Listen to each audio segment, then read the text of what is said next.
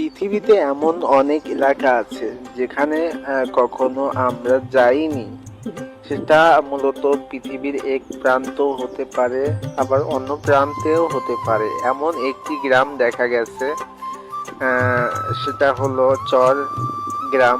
তো এই গ্রামে মূলত কৃষির অবদান অনেকটাই বেশি।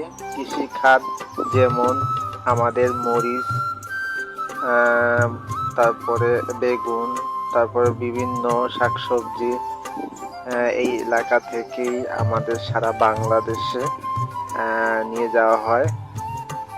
তারপরে এখানকার যে নদীগুলো আছে, দেখো বন্ধুরা, এখানকার যে নদীগুলো আছে, নদীগুলো কিন্তু এক একটা পদ্মা যমুনার সমান।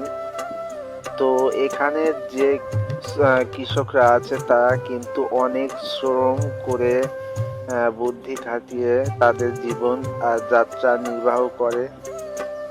তো তোমরা তো স্ক্রিনে দেখতেই পাচ্ছ, এক ভাই সে ঘোড়ার পিঠে করে যাচ্ছে। এদিকে আবার ভুট্টার ক্ষেতের মাঝ দিয়ে কত সুন্দর রাস্তা গেছে। মাশাআল্লাহ, কত সুন্দর পরিবেশ আমাদের এই পৃথিবীতে আছে। আমরা খুব